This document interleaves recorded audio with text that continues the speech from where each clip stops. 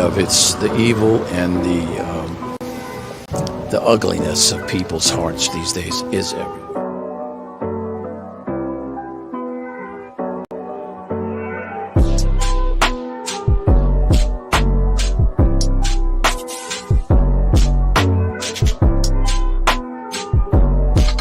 This is Franky Rose's Think Tank. Here's your host, Franky Rose. Well, good day. Let's take a look. I'm going to jump into this right away. We have got a press briefing by Governor DeSantis. And let's jump in. Let's check it out.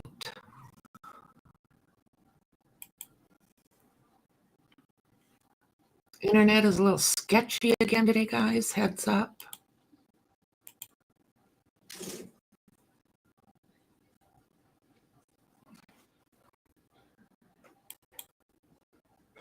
Okay. Markets set, go. We're ready. Thanks, Maxie. Morning, Shauna. Good to see you guys.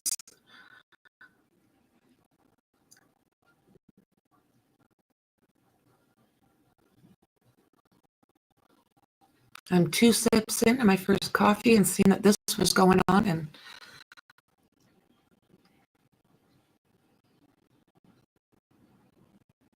hiding behind my emojis. Sorry about that. If you see me, you would understand.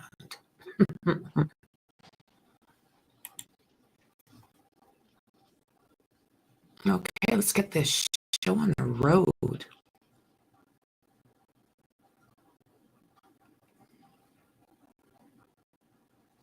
All right, and we're off. I'm going to mute out.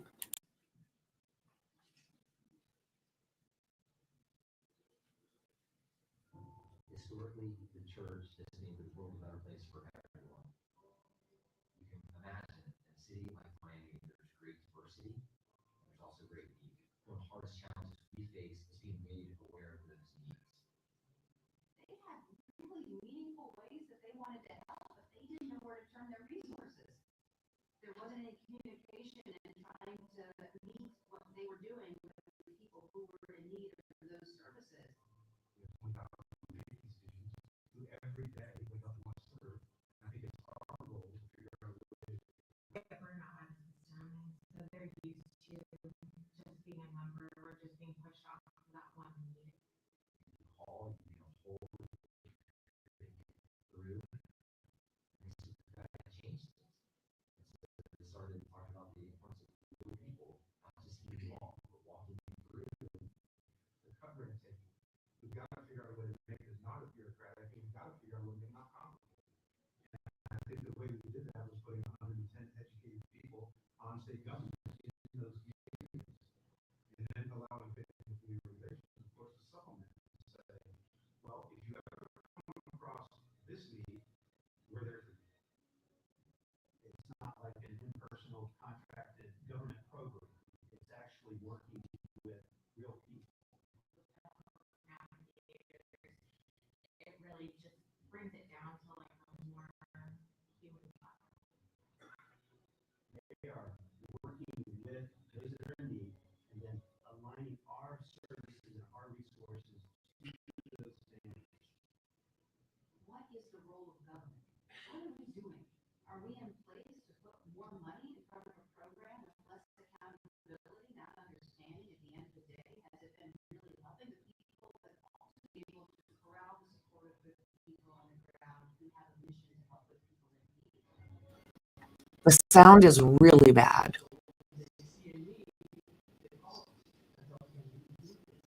I've got it cranked.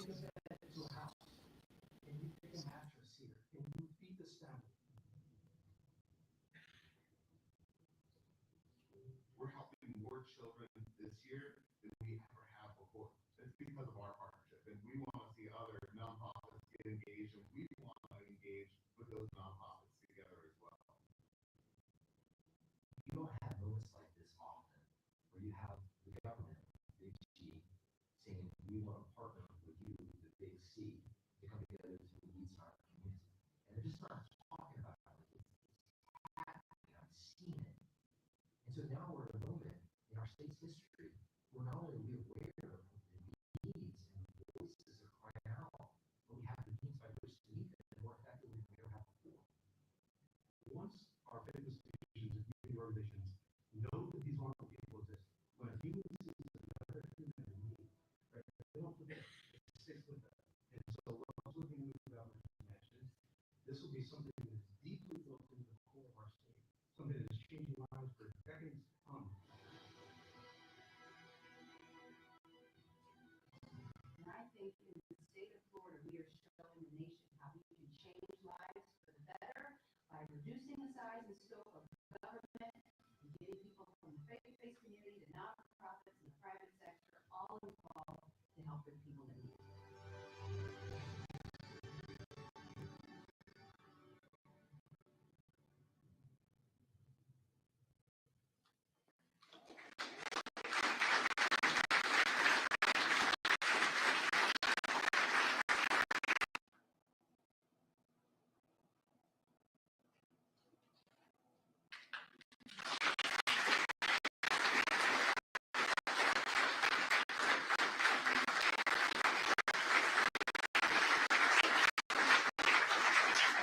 Morning. Oh, please sit down. Thanks so much. First Lady with us, which is always a treat. We have Eric Dellen back, who's our liaison for faith and community, our Secretary of the Department of Children, Family, Siobhan Harris. Then we have a lot of our top care portal churches with Hope Florida from around the state. We also have Senator Jay Collins from here in Hillsborough County, Representatives Gonzalez Pittman, Jacques Holcomb, and Alvarez. I want to thank them for coming. And today is the start of our back to school sales tax holiday. So all the parents, you got 2 weeks to do. I mean, I just remembered our kids getting out of school for the summer, and now they're getting ready to go back. But we are proud to have done that again. So that's some time for parents to be able to get what you need, and pretty much everything in some form you get a break on. So kudos to the legislature for answering our call to include that again. And we are also on the heels of being ranked #1 economy in the nation of all 50 states 2 years in a row by CNBC.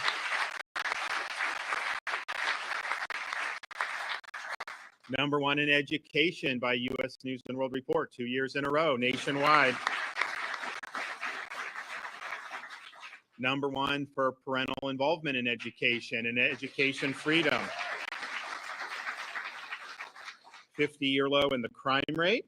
And we are #1 in net in-migration every year since I've been governor. We also have, since I took office, of all the debt the state had accumulated from the 1840s to the present, we've paid off 36% of it, and we're doing more every day. And U.S. debt just hit $35 trillion.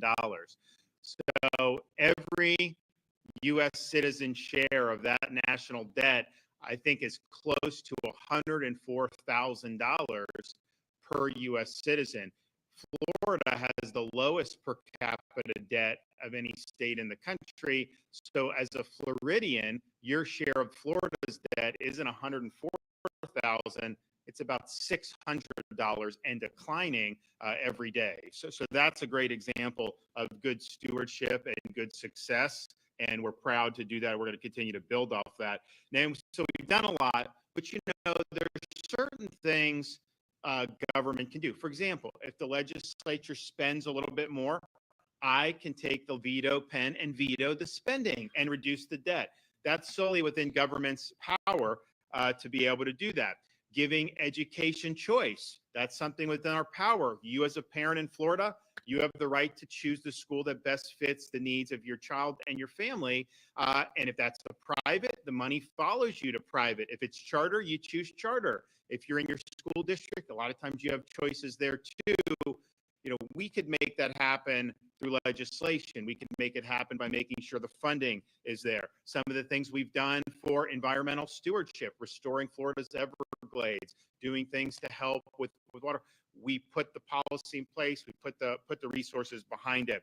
Highways and roads. We have massive infrastructure going on to accelerate projects that weren't even supposed to begin until next decade, and we're happy to do that.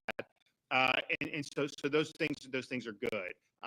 But those are things that if you just have kind of the will, the leadership, you can do it. You can bring it in for a landing.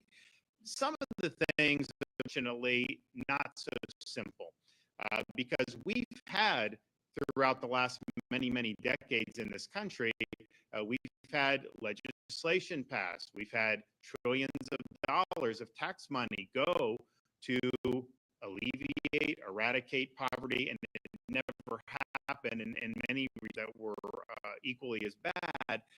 And so how do you deal with that? If we could just sign legislation and everything went, we would do it, but we know that that's not the way.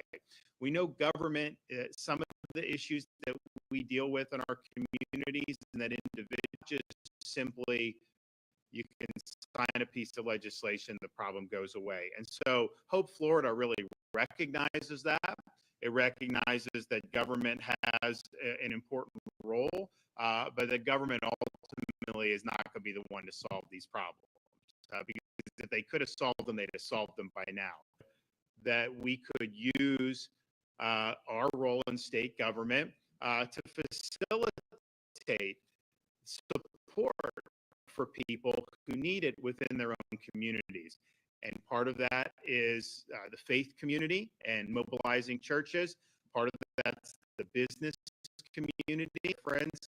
Some of that is nonprofit groups, even individual volunteers. You name it, someone goes in and they need help and they're going into a government bureau. If you put them into this, what we've created, this care portal, now all of a sudden the needs go out to all these different got evicted from her apartment, needs a place to stay, has 2 young kids. They're going to be there. They're going to help. And they're going to have a solution that's likely going to be sustainable and is going to get that individual in a situation where they're going to be able to be self-sufficient. And so we've seen that over and over again, and what was happening throughout this program about how we now have a lot of metrics for success. So we've had a lot of support on this. We're here in part to recognize that. Private sector, for example, has done a lot. You've had Walmart, Simply Health, AT&T, Tico, Humana. They're here today. They've supported the Hope Florida Fund, which is the 501c3 arm of Hope Florida. So not your tax dollars going to help these folks, but private contributions. We have nearly 5,000 nonprofits and charity organizations that are signed up as part of the Hope Florida network and that are used by our Hope Navigator. So instead of having, just somebody that's like a bureaucrat, we now transform that into a navigator, where their role is really to navigate the person coming in through all the possibilities and to link them with the groups or the institutions that can help best meet their needs. We also have almost 2,000 Florida faith institutions that are part of the care portal. And, that's very good. We want to do more, but that's something that's very, very good. So this is a different model into how you deal with some of these problems. And so what are the results? So this is something that's a couple years old. We've had nearly 100,000 Floridians that have been connected to Hope Florida, and almost 30,000 participants have either reduced or eliminated entirely their reliance on public assistance. More than 60% of Hope Florida participants in need of a job found a job. 77% of former foster youth that received assistance have received assistance with accessing independent living services, and almost 70% of participants with barriers related to basic needs had those needs met. And so not only is this good for those folks, it's also good for the taxpayers. We anticipate a savings of almost $100 million annually. So, over a 10-year period, you're looking at what, $800-900 million, close to $1 billion that's being saved. And the result is better than if you would have spent that money with government. Imagine that.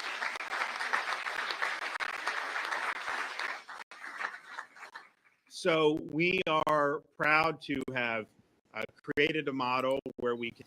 Well, it sounds like this might be a more uplifting presser than we've seen lately. I wasn't quite sure what we were going to hear, but at least we're not hearing about all the negativity we have been in the past couple weeks. Can best harness the resources in society. Today, we are proud to be here with 13 top need-meeting care portal churches from across the state who've delivered beds, meals, clothes, and met other urgent needs that our Hope Navigators have identified. We're grateful for their incredible work every day. Their dedication and service has been inspiring.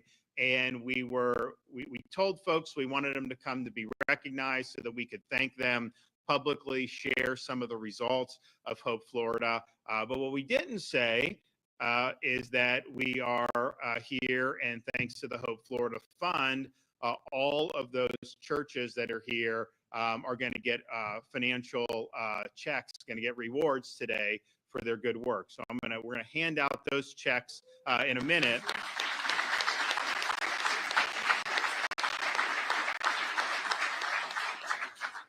But before we do that, I'm going to turn it over to the First Lady, and then I will announce the recipient, and she will present you with the check.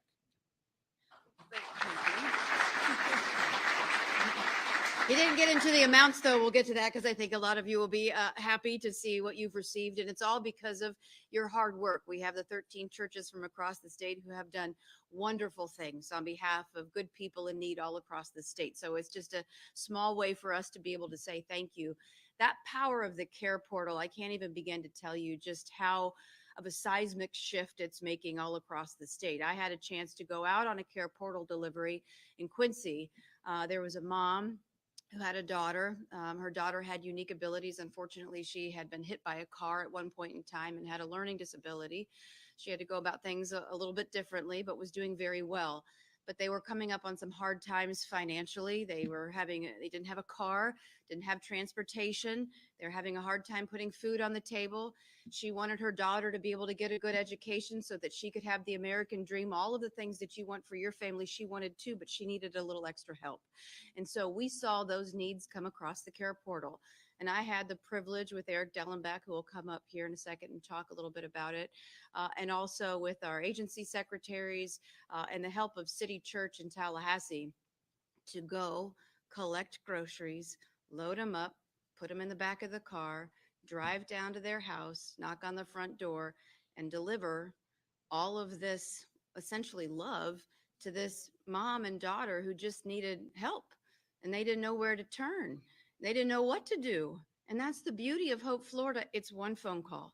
No matter what you need, your needs will be met, and you'll be able to talk to a human, right, who can help guide you. I mean, today in society, everything's become so technological, right, where you're trying to figure out everything on Google and DuckDuckGo. Imagine if you're a single mom and you're having a hard time keeping the lights on, but having a hard time trying to figure out which nonprofit does this and which faith-based institution can help me with this need. And how do I figure out if there's a government program like rapid credentialing and vocational and technical education and all of these wonderful things that the governor has made a priority? How do I put all of this together?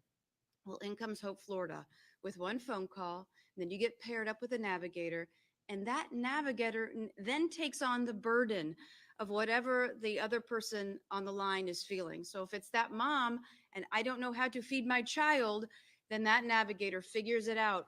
And then we show up, you show. So if this is working so well, I wonder why this isn't something that's done across the U.S. Up at their front door with groceries. And the amazing thing is, it's always been there. It's always there. You've always had the faith-based community. That's their mission, to do God's work. They want to do that. But they didn't know that single mom was there. They'd give anything to know if that single mom was there. But uniquely, government is positioned for that single mom to come in to ask for help. Prior to this governor being elected, they would have had maybe, of course, TANF payments or SNAP benefits or whatever they needed to get back on their feet. But that would be the end of the story. But under his leadership, now you've made a connection to the community. the community is going to wrap their arms around, in this case, a single mom. They're not just going to show up once with groceries. They're going to come back as long as that mom needs help and going to ensure that she and her daughter are okay. Same with the private sector. They can fulfill with the care portal now. An individual can go to hopeflorida.com if they want to be a part of the solution and they want to help out. So all of this is happening, but that's just really step one, right? So now with the Hope Florida Network, and he had referenced it, people transitioning off of government assistance, we're helping people live up to their God-given potential by showing them all that's possible, whether it's the private sector support, let's say like a Publix, who makes it possible to hire people with unique abilities. Or maybe they hire that single mom from 9 to 3 instead of 9 to 5 so she can pick up her kids from school and make it just a little bit easier. You bring in the private sector. You use a lot of what the governor's been doing with Career Source, the Department of Commerce, all of these opportunities, but you've got that navigator who's there all along the way to make sure that her needs or whomever's needs are met. And an amazing thing has happened about this too. When I had met some of these navigators early on, they had told me that they had felt helpless prior to the governor coming in and really launching this whole initiative. And that when they were talking to somebody on the other end of the phone and they were applying for benefits, they wanted to do more, but they didn't have an avenue to do it. They wanted to make a difference. And so it was demoralizing a lot of times for them. But now we have empowered them to be able to make a difference. They're going to go the extra mile because they have a vested interest in seeing these people succeed. They become almost a part of their family. We went over and surprised a lot of the navigators with $1,000 bonuses because they're working overtime to make sure that the people that they're helping are successful. That's the other thing. The other thing is the faith-based community. It empowers them now to know that they can go out and do more. That care portal, we're just getting warmed up. I mean, we need you to do more on there.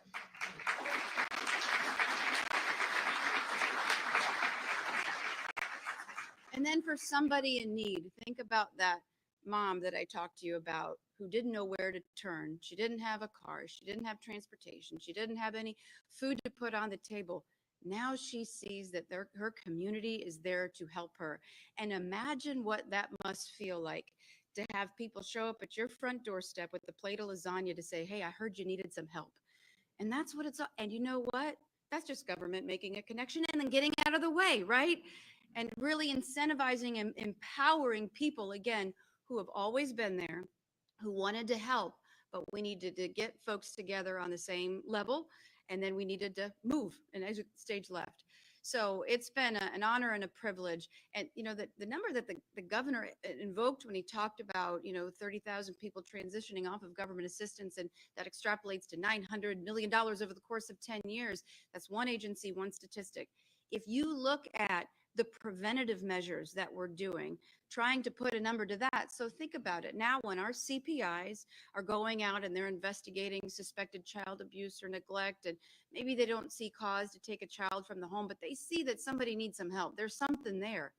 Now, Hope Florida is an avenue to be able to help these folks. We just did a big thing with the sheriffs, and we talked to them and police officers across the state. We said, hey, when you go out on a call and you see something that might not warrant criminal charges, but you know they need help, hey, this is where Hope Florida comes in. And so now you are preventing people from getting into the government system. Government waits until there's a problem and then they react, right? And then the outcomes aren't as good and you're spending a lot more money. Now let's help folks upstream. Let's try to get in front of the problem. Let's try to embrace the community to do that. And so it's been a big, privilege and an honor to really, for this guy, because if you've noticed one thing about him, he solves problems and he thinks differently about doing it. And we both deeply care about the well-being of the people of this state. And both of us, I don't want to see anyone suffer. It hurts my soul. And if there is something that we can do to alleviate their suffering by bringing the community together, man, we'll do it every day of the week and twice on Sunday. So we're honored and we're privileged to be able to have this opportunity and to surprise some really great churches for what they've done to help folks across the state. So thank you. All right, so the check. So we're going to start with presentation of checks. So we've got $25,000 for the following churches. And so first, River Life Church. Want to come up and take it?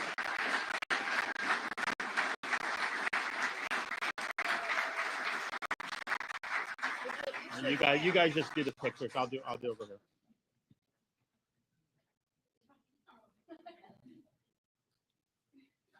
All right. Next is Oasis Church, 25,000.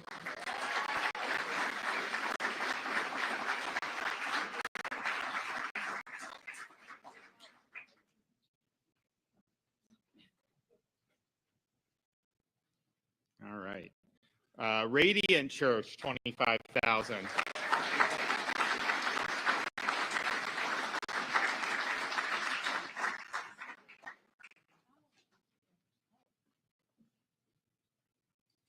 South Shore Community Church, 25,000.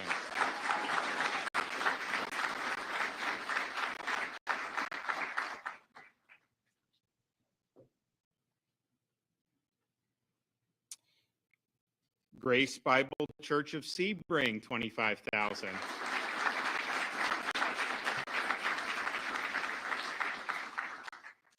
I wonder if there's a time limit. They're zipping through this pretty fast. And then another 25,000 for Idlewild Baptist Church.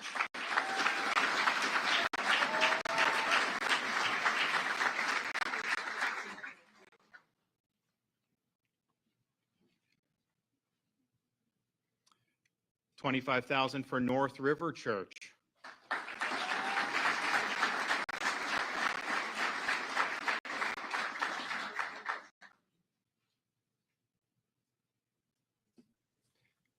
Action Church, 25,000.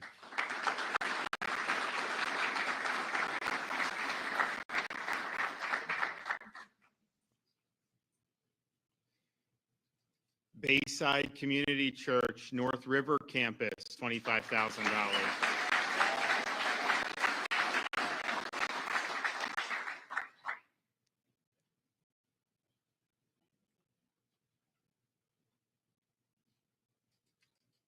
All right, University Carry On United Methodist Church.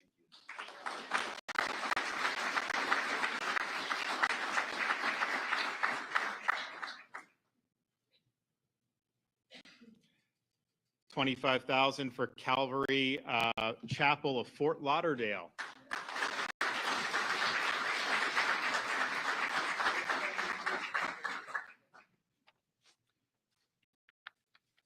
And we also have, we've got two churches that have really carried a huge load in terms of helping out a lot of Floridians. And so I'm pleased to announce these two for a $50,000 award each. So first, Spanish River Church, $50,000.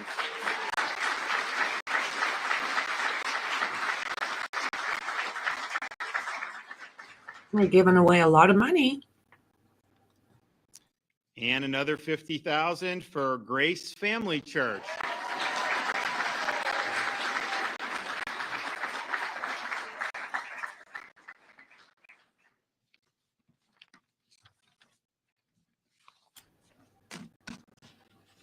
Wow. All right. Well done. Thanks so much. We appreciate it.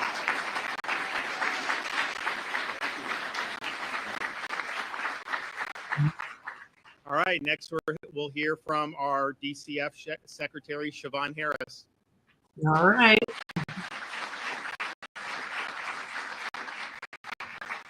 Are you guys as surprised as I am at the amount of money they just poured out? Good on them. Governor DeSantis and First Lady DeSantis. What an amazing morning, right? You know, I really appreciate the governor and the First Lady bringing us all together to celebrate these incredible churches who personify what it means to be the hands and feet of the Lord. Faith institutions have always been an integral part of society's ability to help those in need, but bureaucratic red tape and silos have made it difficult for them to truly maximize their potential in solving for some of these needs. That's what makes Hope Florida so different.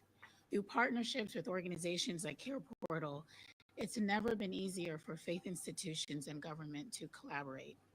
And moreover, it's made it easier for churches to pool their resources to help a family, particularly those with more complex needs. For obvious reasons, this has been a game changer at DCF. I've been the secretary now for 3.5 years, and I can tell you, I say it all the time, it's transforming the way we engage with families. We are showing up differently. Our approach is not transactional, it is transformative. Thousands of churches are helping to prevent families from falling into deeper end crisis and unlocking a network of supports for these families that goes far beyond the tangible help that comes in the form of Morning, food, James. bedding, or other goods. In many instances, the support offered by faith institutions provides just enough relief for that family to take a breath, restore hope, and make it through the next steps of their journey. To illustrate this point, I want to share a success story with you. A father contacted us for help. He, his wife, and 6 children were homeless and living temporarily on the streets and in hotels when possible. Both parents were unemployed, and the dad had recently quit his job from a delivery company due to transportation issues. The Hope Navigator made a referral for help through Care Portal, and Church of Hope responded by funding a 3-week stay in a hotel. During that time, the father obtained employment at a local gas station. With employment taken care of, it was now time to find stable housing. The Hope Navigator submitted a referral to another community organization, and after a few weeks of searching, the parents were able to sign a lease for a 3-bedroom, 2-bath apartment. The nonprofit provided $5,000 in financial support to cover the first couple months of rent and the deposit. The support offered by the church helped that family jumpstart and get the help needed to put those Morning, puzzle pieces Keza. together. That's what this program is all about, helping people navigate the services needed to get back on their feet. This would not be possible without the continued support and passion of the First Lady. She's been involved every step of the way, supporting elements that are critical for the outcomes that we've achieved that you heard the governor mention, traveling to communities to bring awareness to the program, personally delivering checks to support local organizations doing good work, and most importantly, to encourage and offer support. There are countless stories like the one I just shared, and our partners here today are making that magic happen. Thank you for all that you do in helping to ensure Florida's families thrive. Thank you all.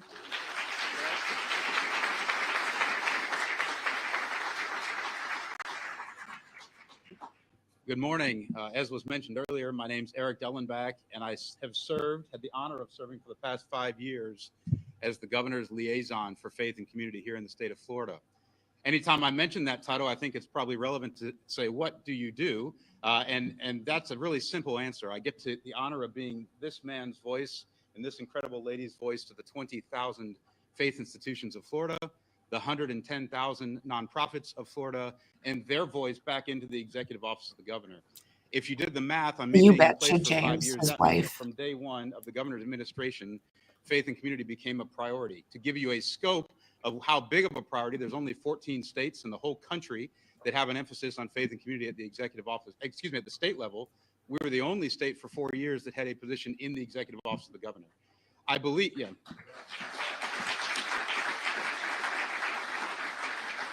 I believe if you looked at what's happening in our country right now in faith and community, combined with what I'm going to talk about, I believe to be a simple yet profound thing that's happening with Hope Florida, it is no doubt to me that we are the most friendly faith and community state in the country. As I share with you today, there's 3 things I want to share. I hope you have taken in that this is an unprecedented day. Like, I hope as you look around and the fellowship that's happening and the checks being handed out and the incredible momentum that these 2 people have put on work that's being done by the faith institutions, I hope you can soak in that for a moment. What I would say, there's 3 truths I need you to know before I end my time today. First, we recognize that faith and community organizations have been standing on the front lines for history. This is not new. Them caring for faith for our vulnerable citizens is not new. Secondly, we believe that hope doesn't come from a greater, grander government. Hope comes from faith and community organizations, private businesses, and individuals of their state serving our most vulnerable. We believe that is God's plan A. Number three, we in our state do not have a resource problem. I know that many of you as faith people in this room would say, well, we know we don't have a resource problem with God. He's got cattle on 1,000 hills. We talk about that all the time. But I think sometimes we forget that we don't have a resource problem in our communities either. There are people every day that wake up with a heart. In fact, there's preachers and pastors speaking all over the state all the time saying, hey, here's how we serve. Here's who we need to serve. The heart is there and the need is there. And yet oftentimes we do not make that connection. I believe we don't have a resource issue. We have a connectivity issue that is being solved by what's happening with Hope Florida. I am so passionate about it. It's hard to explain. I'm glad I'm standing. Sometimes they make me do this sitting. I can't do it sitting because what's happening is you need to realize our country was built on the idea that nobody could serve their communities better than those communities. And this, as I said, is God's plan A. And sometimes you've heard the First Lady say, I love that she said it again today, one of the great roles of. So yeah, they're talking about Governor DeSantis's wife. She just handed out those checks, and it sounds like she's been pretty involved with putting these plans into action. Government, I think you've said this for 5 straight years, is literally to make connections. Sometimes I know when you say government, your walls go up. That's what happens in faith world, right? But let me tell you what matters is that sitting here right now, the Secretary's agency knows every name, every address, every story of every child in foster care.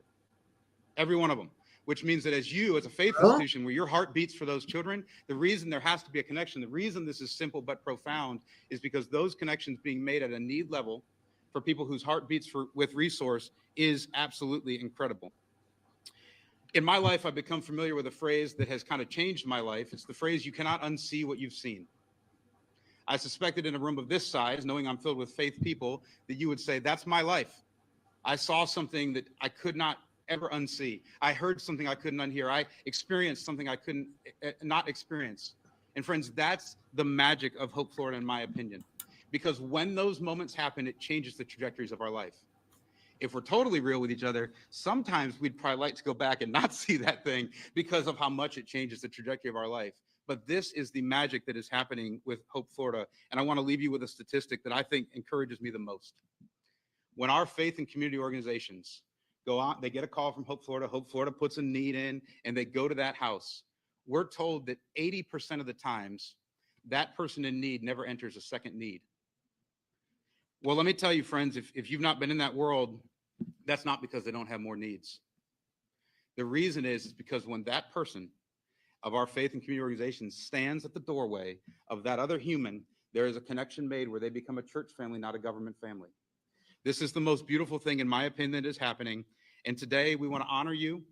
We want to thank you from the bottom of our hearts for the incredible work you're doing in serving your communities. God bless you.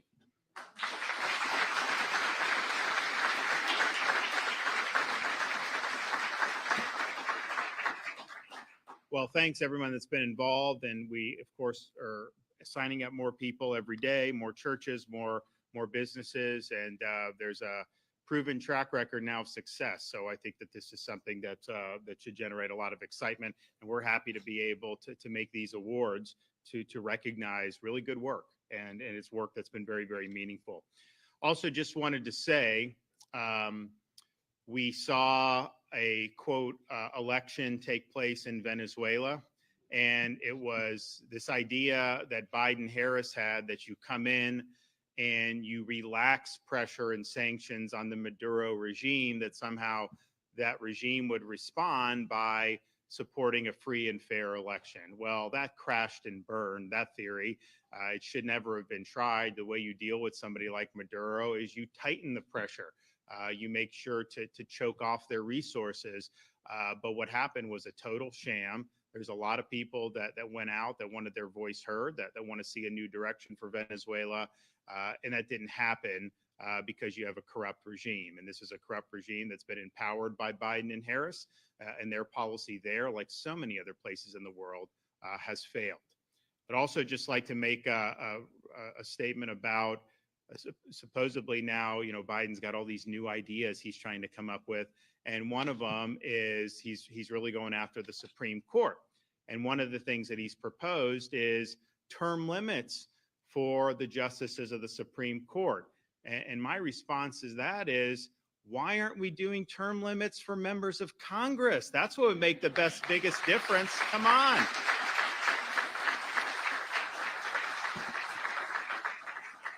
All right, we got anybody back there? Any questions?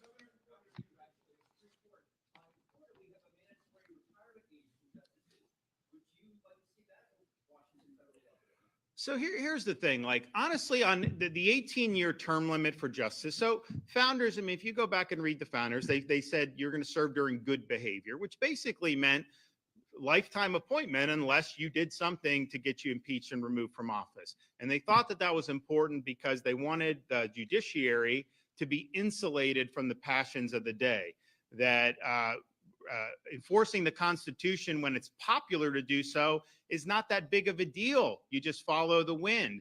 It's tough when enforcing the Constitution cuts against the currents of public opinion. And so they wanted to insulate them from having to even worry about it. So something like a retention election would not make sense as the founders understood it. Florida's Constitution is not really the people that framed that were not necessarily in sync with our founding fathers when they did the U.S. Constitution. So the whole idea of retention election is undercuts what the founders wanted to do on that. Age limits, if you're going to do it for everybody in office. If you want to do 75, don't just apply it to justices, apply it to Congress, apply it to the executive. If you're going to do that, that would be one thing. But I don't see how you could say, so an 18-year limit, you'd serve for 18 years, you'd have a fixed term, you wouldn't stand for retention or anything like that. Honestly, like, I don't know that that really, I mean, they don't like the court now because they're on the wrong side of rulings. What happens, I think, when these things happen is you think you're doing it because you think it'll help generate more liberal jurisprudence. And in reality, a lot of times it backfires. It may end up, if you had 18 years, that it would force liberals off the bench, and then maybe a Republican would be able to replace it. So you just don't know how that's going to shake out. But I would be willing, if they're willing to support term limits for members of Congress, that would be a trade that I would make. Because I think if you look at what's gone on, you have so many people that have been there for decades, and what has happened with the debt over those decades.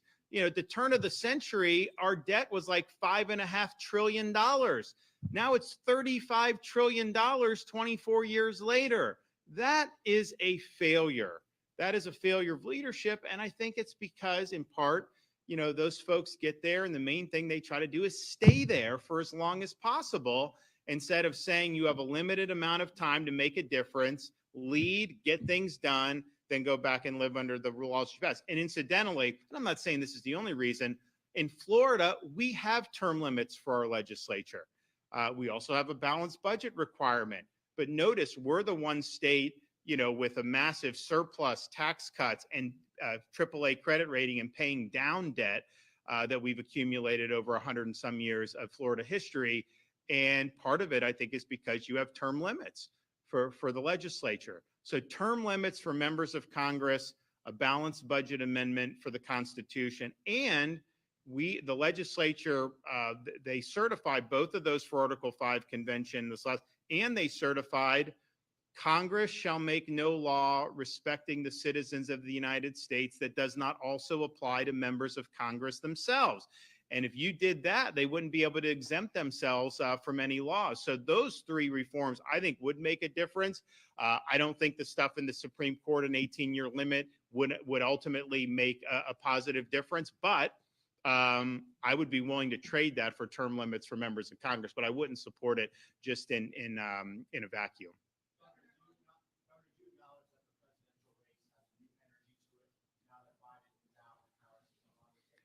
So what I will acknowledge is that you have a major attempt to manufacture excitement and hoopla around Kamala. That is clear.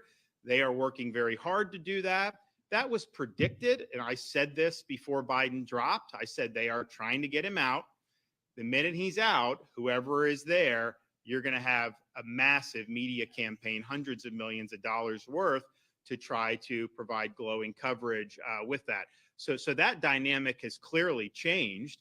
But the reason why they were after Biden so much wasn't because they didn't like Biden and they liked Trump. It was because they thought Biden was going to lose. So they were totally fine with letting him be in the basement in 2020 because they thought he was going to win. They were totally fine with hiding the fact that he wasn't up to the job over the last 3.5 years because they thought they could get him across the finish line one more time. It was only on that debate when you had 90 minutes. That was very painful to watch when it was obvious that that wasn't going to fly. So that's when you had this campaign and then you did it. Now it's interesting. Obama initially did not endorse Kamala because I think he knows that she doesn't have what it takes. And so he didn't do it. Everyone else kind of rushed to do it. I think he thought that there was going to actually be some competition here. And so they've done this. She's raised a boatload of money. She's getting the media, all this stuff. The problem is, you know, you got 100 days left. I think that's enough time for people to kind of peel back on the onion and see, okay, what are we really dealing with here? Is this somebody that we would really want as president? Or is just a San Francisco Democrat that basically spouts all kinds of non sequiturs and nothings about, you know, the passage of time and all these things that make no sense to anybody? We'll see, right?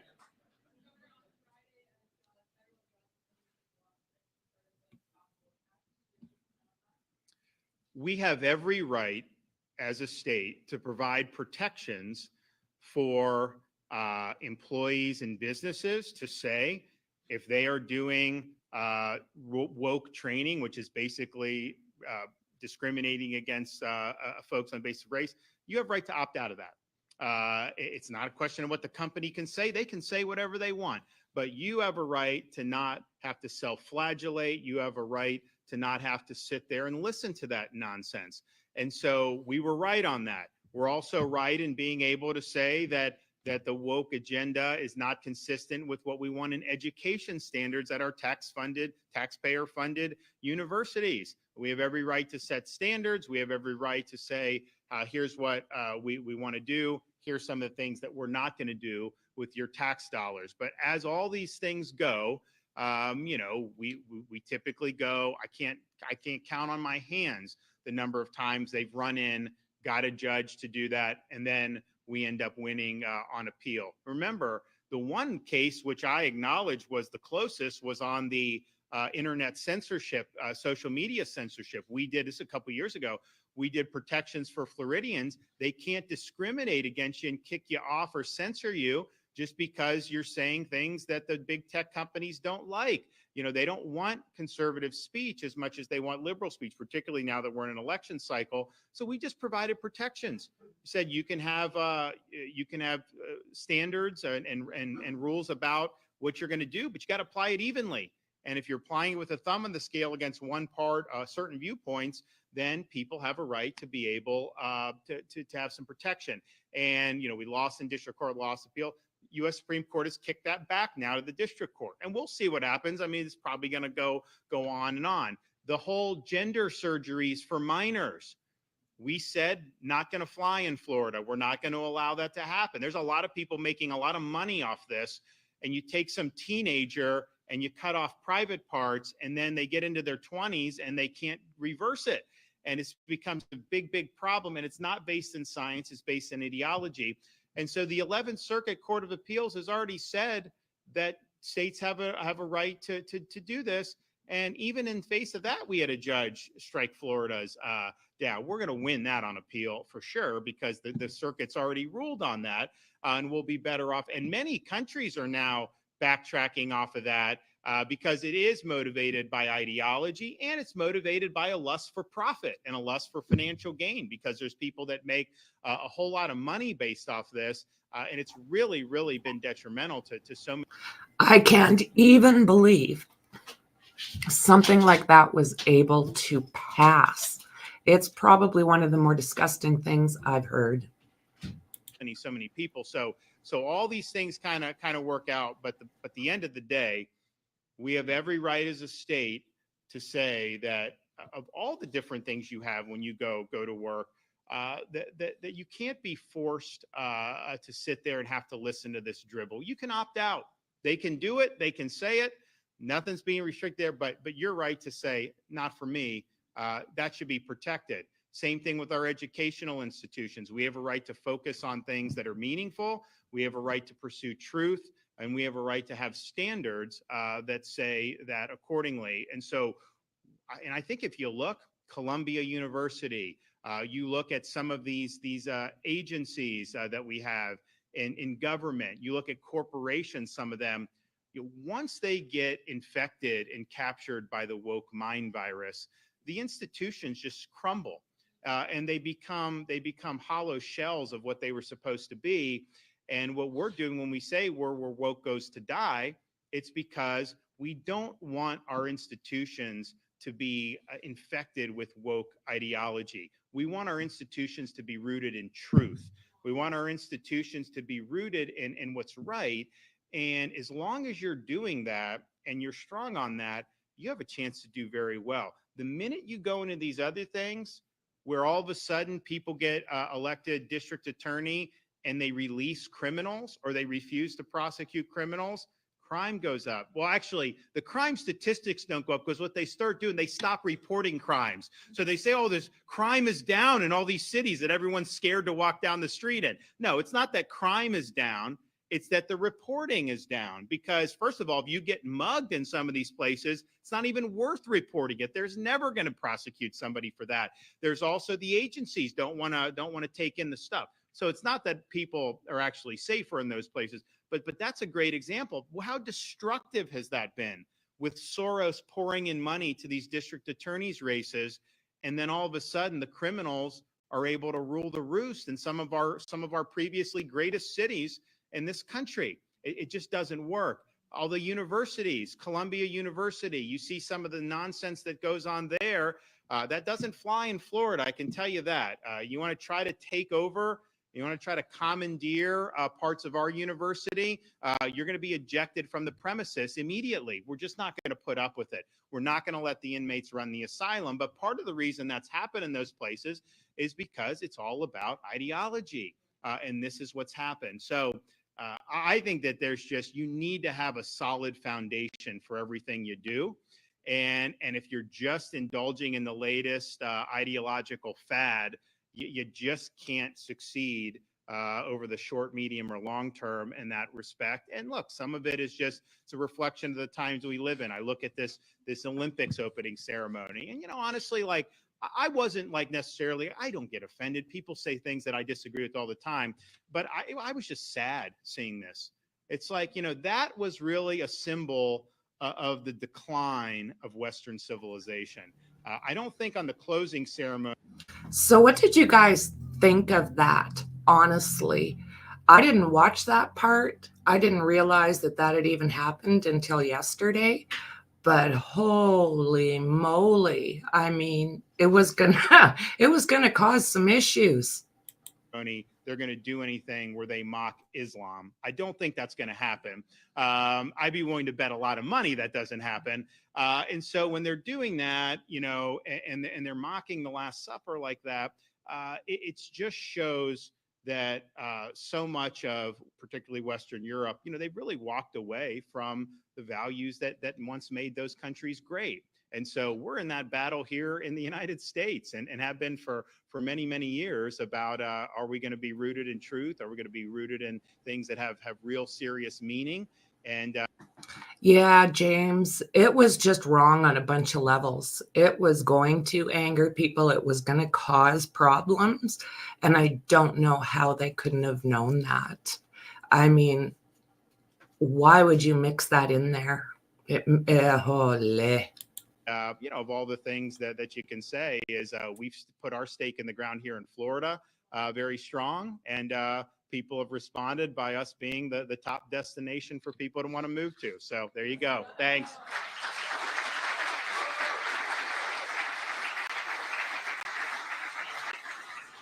Is that right? Yeah, wrong on so many levels. My God. It was pointed out to me yesterday what had happened there, like I said, and I just did not see that coming.